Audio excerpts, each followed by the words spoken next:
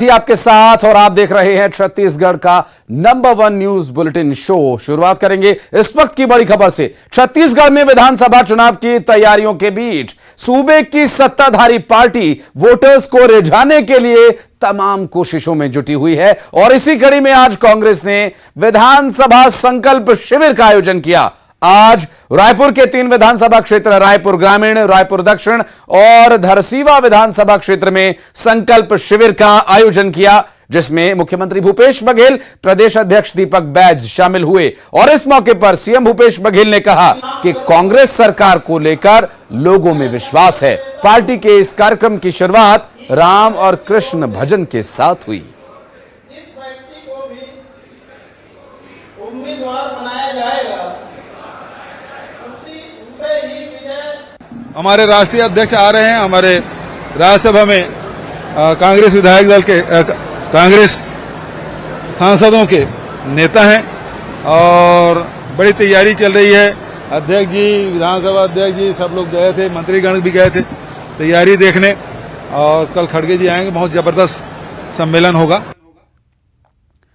और छत्तीसगढ़ में कांग्रेस संकल्प शिविर के साथ भरोसे का सम्मेलन भी आयोजित किया जा रहा है। इस भरोसे के साथ ही मतदाता एक बार फिर कांग्रेस पर भरोसा जताएंगे और सूबे की सत्ता पर उन्हें काबिज होने का मौका मिलेगा।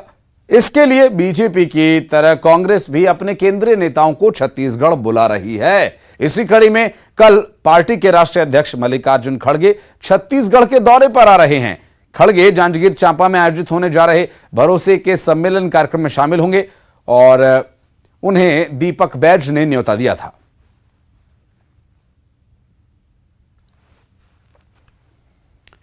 उधर कांग्रेस के भरोसे का सम्मेलन और मल्लिकार्जुन खड़गे के छत्तीसगढ़ दौरे को लेकर बीजेपी और हमलावर हो गई है। पार्टी की तरफ से पूर्व मंत्री कृष्णमूर्ति बांधी ने निशाना साधा। उन्होंने कहा कि कांग्रेस चाहे जितना सम्मेलन कर ले, अब प्रदेश की जनता को न तो कांग्रेस पर भरोसा है, न ही खड़गे के दौरे से कोई असर होने वाला है। कांग्रेस पर पिछड़ा वर्ग का भरोसा खत्म हो चुका है।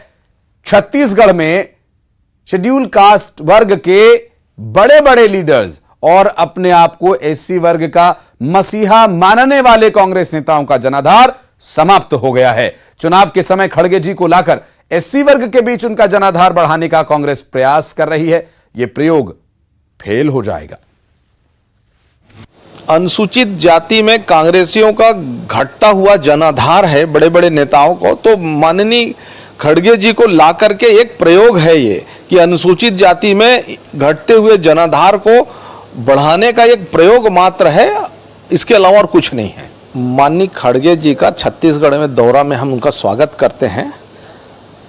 माननीय खड़गे जी को सबसे पहले तो गिरौदपुरी में परम पूज्य गुरघासी, हमको नहीं लगता कि अनुसूचित जाति वर्ग के लोगों को ये चुनाव आ करके उनको उनके साथ मिलना जुलना ये किस बात का परिचायक है।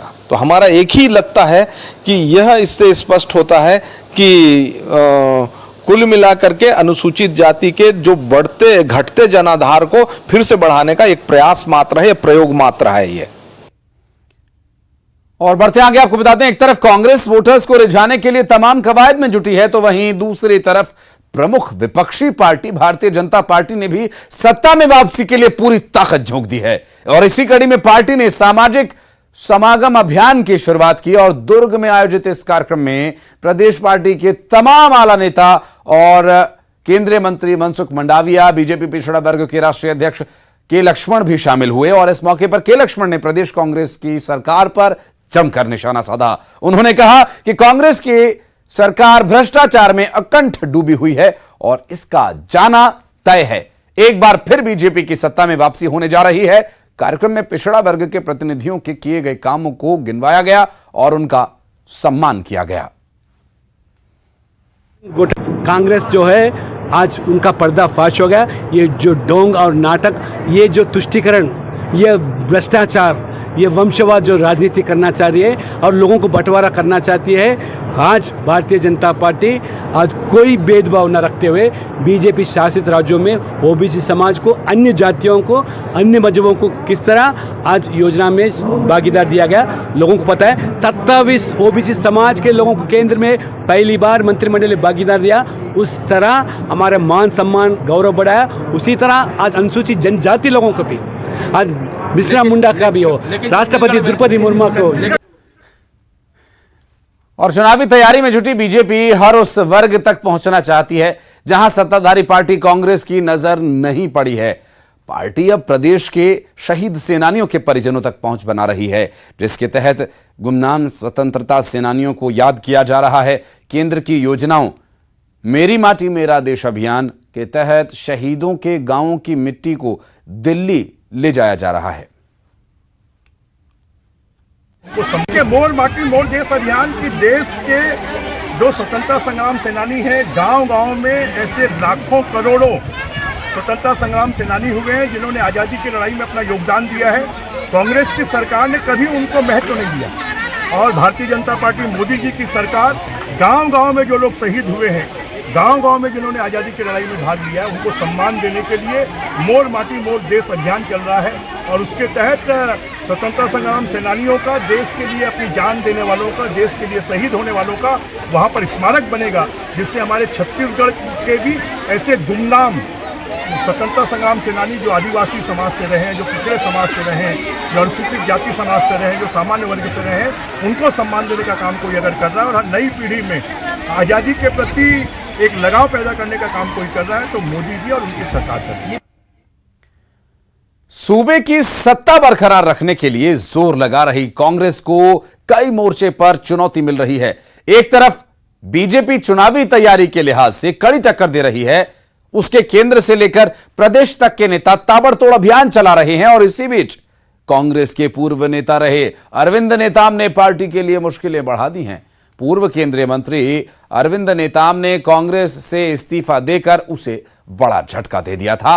अब वो सत्ताधारी पार्टी की राह में एक और रोड़ा बिछाने जा रहे हैं। अरविंद नेताम ने अपनी खुद की पार्टी बनाने की घोषणा की है और प्रदेश की छोटी छोटी पार्टियों को साथ लेकर गठबंधन बनाकर चुनाव लड़ने का ऐलान किया, जो कांग्रेस के लिए स्वाभाविक तौर पर मुसीबत बढ़ाने वाला हो सकता है। आम सभा को अधिकार था बिना अनुमति के सरकार आगे नहीं बढ़ेगी, उसको खत्म कर दिया। सर, आपने अभी कोई नई पार्टी का नाम सोचा है कि अभी लोकसभा के समाज की तरफ से बात है? नहीं, इलेक्शन आयोग में है, हमारे राज पार्टी के नाम से हम लोगों ने दिया है सुझाव और भी अब क्या होता है वो तो चेक करते हैं। चुनाव आयोग में कई डबल तो मिल गए, प्रक्रिया में है, अमर राज हो जाएगी जल्दी। पार्टी का प्रमुख क्या नाम देना? अमर राज पार्टी। अमर राज पार्टी।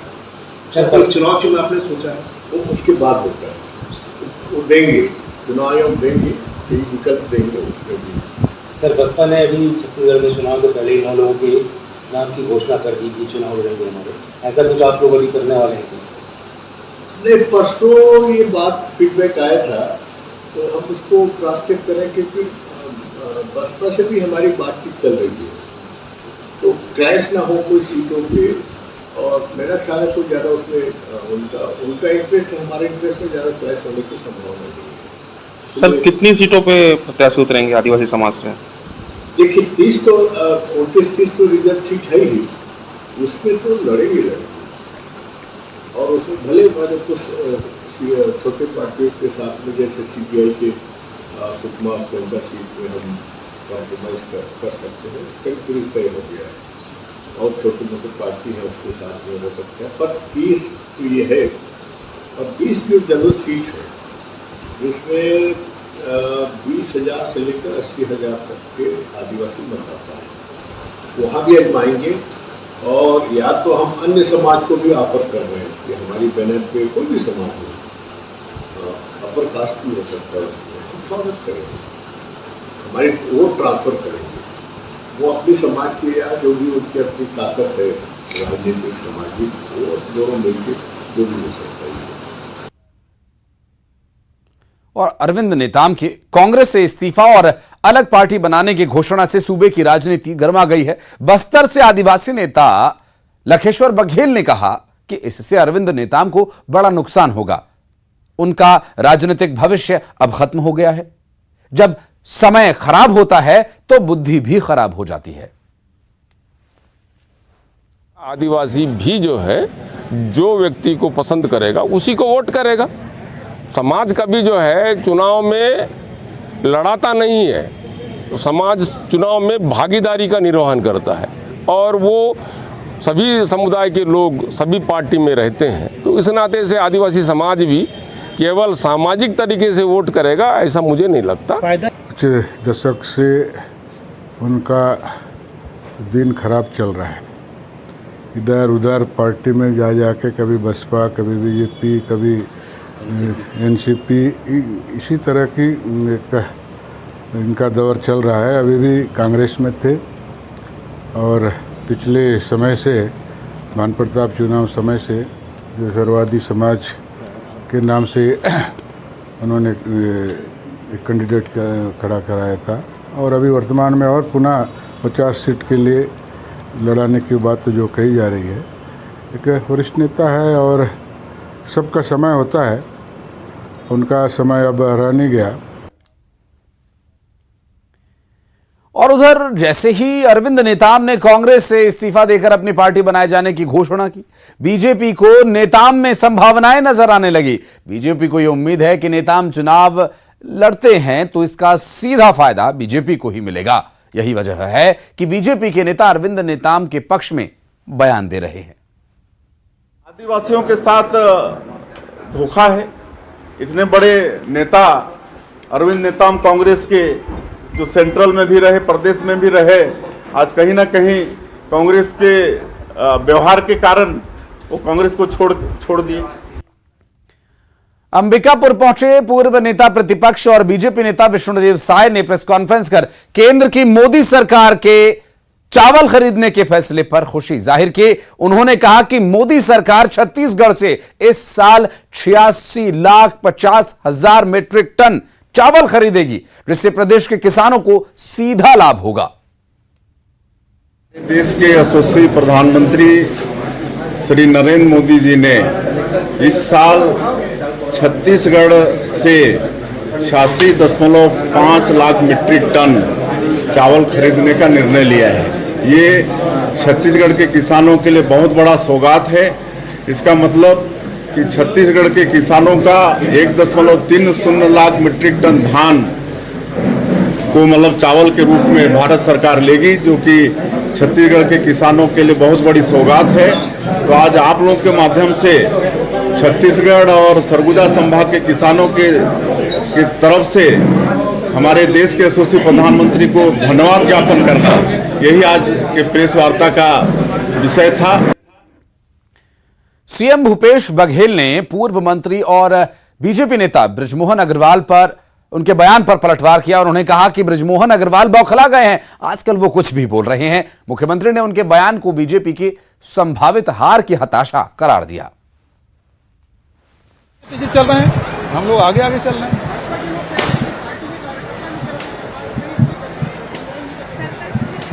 अब बृजमोहन जी तो आजकल कुछ भी बोल रहे हैं, असल में लगता है कुछ गड़बड़ हो रहा है ना। वो जो आसन चुनाव में अपनी हार देख रहे हैं और इस तरह से बौखलाए हुए हैं। उधर बीजेपी के कद्दावर नेता सरोज पांडे ने भी प्रदेश की कांग्रेस सरकार पर निशाना साधा। उन्होंने कहा कि पीएम मोदी से छत्तीसगढ़ विधानसभा चुनाव को लेकर चर्चा हुई। बीजेपी केंद्र सरकार की योजनाओं और छत्तीसगढ़ को केंद्र से मिली योजनाओं को लेकर पार्टी जनता के बीच जाएगी। सरोज पांडे ने कहा कि बीजेपी छत्तीसगढ़ में मजबूत हुई है। वहीं उन्होंने प्रदेश की कांग्रेस सरकार पर निशाना साधते हुए कहा कि छत्तीसगढ़ सरकार ने केंद्र से मिली पीएम आवास योजना की राशि लौटाई, जिसकी वजह से प्रदेश के लाखों गरीब परिवार अपने आवास से वंचित रह गए। पूरे छत्तीसगढ़ में भारतीय जनता पार्टी बहुत मजबूत है। आज हमारे अध्यक्ष का 1 साल का कार्यकाल बहुत उपलब्धि भरा रहा है, पूरा हुआ है। आज उनका आगमन भी हुआ है और आने वाले समय में छत्तीसगढ़ में हम सरकार बनाएंगे। और जनता के बीच में हमारी केंद्र की सरकार की योजनाओं को लेकर, मोदी जी की योजनाओं को लेकर हम जाएंगे। और जिस प्रकार से केंद्र की सरकार ने छत्तीसगढ़ को लगातार बहुत सहयोग दिया, लेकिन राज्य की सरकार ने उस सहयोग का पूरा उपयोग नहीं किया। यहाँ जो पैसे आए उन पैसों को उन्होंने वापस कर दिया, जिसमें प्रधानमंत्री आवास योजना का विशेष विषय था। इन सब विषयों को लेकर हम जनता के बीच में जाने वाले हैं। और दुर्ग से बड़ी खबर आपको बता दें, लूट की कोशिश नाकाम हुई है। दरअसल पुलिस ने 6 आरोपियों को गिरफ्तार किया। लूट की नियत से पहुंचे थे आईटी कंपनी के दफ्तर। नाबालिग ने लूट की एक योजना बनाई थी। सुपेला थाना क्षेत्र का यह पूरा मामला। नाबालिग के द्वारा बनाई गई लूट की योजना को नाकाम करते हुए पुलिस ने आरोपियों को धर लिया। लूट की नियत से ये एक आईटी कंपनी में पहुंचे थे और लूट की वारदात को अंजाम दे पाते उससे पहले ही पुलिस ने इन्हें धर दबोचा। नाबालिग के द्वारा बनाई गई इस लूट की योजना में विफल हुए। सुपेला थाना क्षेत्र का यह पूरा मामला। पुलिस ने 6 आरोपियों को गिरफ्तार किया है। आईटी कंपनी में लूट की वारदात को अंजाम देने के मकसद से गए थे और इस मकसद को कामयाब होने से पहले ही नाकामयाब कर दिया प्रदेश की पुलिस ने। और दुर्ग से पूरा मामला सामने आया, जहां पर पुलिस ने कार्रवाई करते हुए 6 लूट की इरादे से गए आरोपियों को धर दबोचा। और इसकी पूरी योजना एक नाबालिग ने बनाई थी। इस योजना को ये अमल में लाते, मुकम्मल कर पाते उससे पहले ही पुलिस ने 6 आरोपियों को धर दबोचा। लूट के इरादे से गए इन आरोपियों को पुलिस ने पकड़ लिया है। कार्रवाई की जा रही है। नाबालिग ने लूट की ये योजना बनाई थी। सुपेला थाना क्षेत्र का ये पूरा घटनाक्रम, जहां पुलिस ने 6 आरोपियों को लूट की योजना बनाते और अंजाम देने से पहले ही गिरफ्तार कर लिया और इस कार्रवाई में 6 आरोपियों को धर लिया गया। मिथिलेश, क्या है मामला? एक इस पूरे मामले का यदि मैं बात करूं तो पूरे मामले का जो है वो सरगना जो है वो शातिर नाबालिग ही निकला है, जिसने पूरी योजना तैयार करी थी। उसकी समीप ही आईटी सेक्टर के ऑफिस के समीप ही उसकी एक होटल थी। वो अक्सर देखा करता था कि वहाँ लोगों का आना जाना होता है और उसको ये शंका थी कि वहाँ पर महादेव ऑनलाइन सट्टे का पैनल चल रहा है और इसी के तहत उसने एक योजना बनाई, अपने दोस्तों को साथ में लिया, उनको अपने झांसे में लिया और उनको उस वहां पर भेजा। रात के करीब 1:30 बजे वे वहां पर पहुंचे। बिल्कुल, उससे पहले की कार्रवाई को अंजाम दे पाते मिथिलेश, पुलिस ने इन्हें धर दबोचा। बहुत शुक्रिया आपका इस जानकारी के लिए। और अब खबरें 25 सेकंड्स में। सुकमा में 8 लाख के इनामी महिला नक्सली ने किया